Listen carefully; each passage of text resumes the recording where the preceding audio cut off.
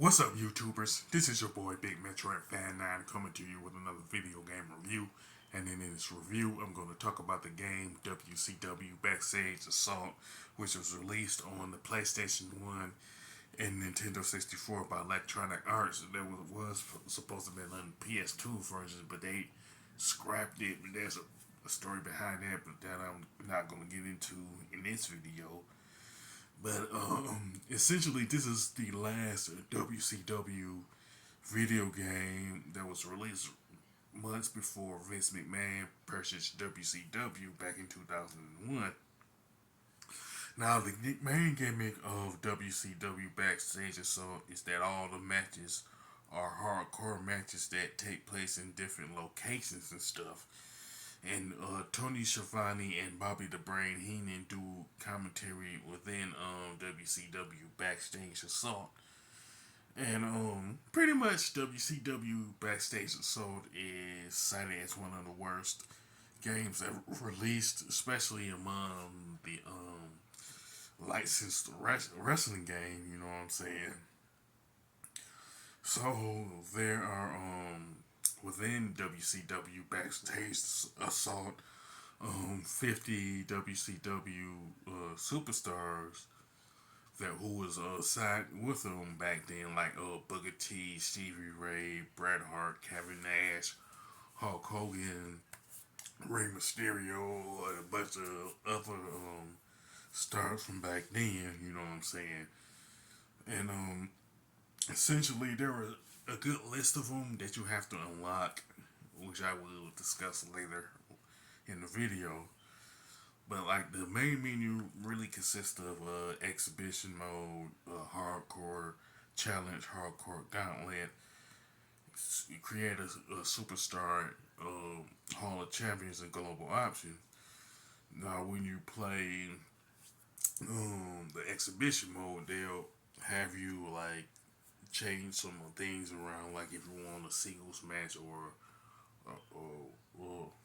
a single player or co-op, or you can change the difficulty with easy, normal, or hard. Then there's the special rules, which are regular or first blood. Then there's the time limit, along with turning the submissions and knockouts on and off. And you can pretty much select one of the superstars. It don't matter if it's Jeff Jarrett or Kevin Nash, and you pretty much select the opponent too if you're doing it playing this mode by yourself. And with a hardcore challenge, your goal is to either win the WCW Hardcore Championship, the WCW United States Championship, or the WCW World Heavyweight Championship. And the difficulty is connected to those three championships. So if you trying to fight for the hardcore championship, you're selecting the easy difficulty. If you're selecting the United States Championship, then the difficulty is automatically medium, and you're selecting hard by going after the WCW World Heavyweight Championship. And essentially,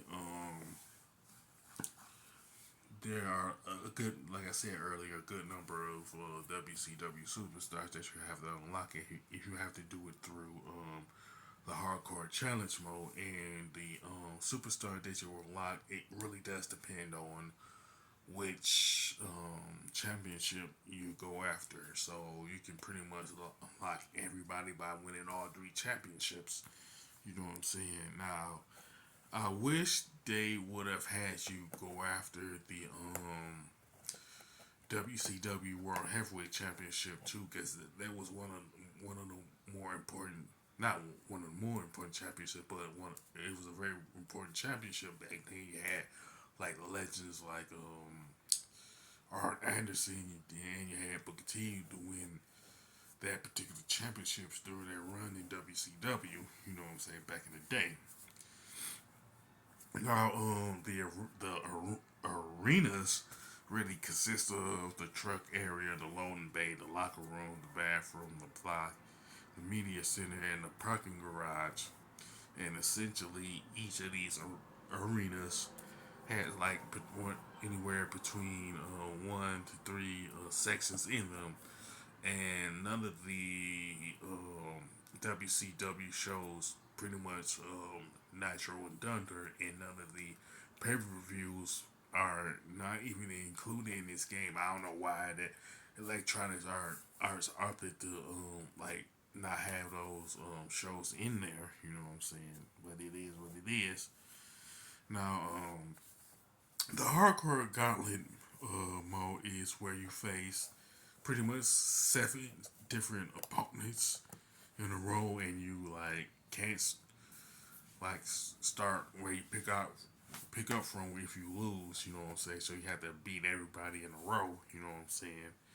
Now in the create a superstar mode, you essentially take one of the superstars, whether it's Sting, Booker T, or Stevie Ray, and you pretty much create your own character from that, which is an odd decision for Electronics Arts to do because every other wrestling game that has this mode don't even do that. You know what I'm saying? Now, the Hall of Champions is like a list of kind of like a contenders list with 10 of the WCW superstars in it, and whoever the WCW World Heavyweight Champion is number one, and whoever the Hardcore Champion is number five, while the United States Champion is like number three. So I don't know why Hall of Champion exists because it's just there. You know what I'm saying? And with the options, all you do is like change the volume to the music, commentary, crowd, and sound effects, along with turning the realism and vibrations on or off. You know what I'm saying? Now, the graphics and design for WCW Backstage Assault is just plain terrible. You know what I'm saying? And to me, the color palette makes it worse. You know what I'm saying? So it's just one of the worst looking visuals I've seen in a wrestling game, especially with license for wrestling games and stuff like that. And the game modes are just limited to the exhibition, the hardcore gauntlet, and the hardcore challenge. And to me, considering that they have essentially over 50 superstars, it should have been like more modes than those three, and it should have been like more matches than the singles match. Then this should have been like a tag team match, triple threat, fatal four way, and stuff like that. You know what I'm saying? I don't understand why it's just limited to one match type and stuff like that. And another thing is worth pointing out, since WCW had 6 championships prior to Vince McMahon buying WCW back in 2001, the WCW Tag Team Championship, the Cruiserweight Championship, and the World Television Championship should have been included in this game to vie for. You know what I'm saying? It would have made the playthrough a little longer, although frustrating and stuff. You know what I'm saying? Now, the controls and gameplay are slightly better than the graphics, but that's not saying much because the hit detection is bad and stuff like that. Now the soundtrack is better. It's the best thing about this particular game, but it's not the best soundtrack that I've heard in a wrestling game and all that. You know what I'm saying? Now I'll be honest enough to admit that overall WCW Backstage Assault is one of the worst wrestling games I've played in the last 20 years. The other ones would be like WWE WrestleMania 21 for the original Xbox, and then there's the Switch version of WWE 2K18 and stuff like that. So this one is pretty bad. You know what I'm saying? I say these 3 games that I mentioned are like, to me, the top 3 worst wrestling games that I've played for sure. You know what I'm saying?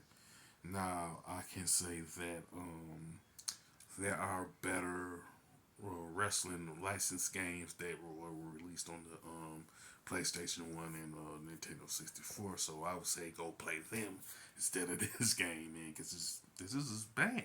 You know what I'm saying? As far as the score, I definitely give it a 4 out of 10. You know what I'm saying? Like all the flaws that I mentioned, ugly graphics, hit the text in this bad, limited game modes, only 3 of the championships being used. It doesn't make any sense to me. You know what I'm saying? With that being said, you can sound off in the comment section about um, WCW Backstage Assault. You know what I'm saying. You can mention like which one is worse, but the N64 and the PlayStation 1 version are just equally bad. Even though I mainly played the PlayStation 1 version and stuff.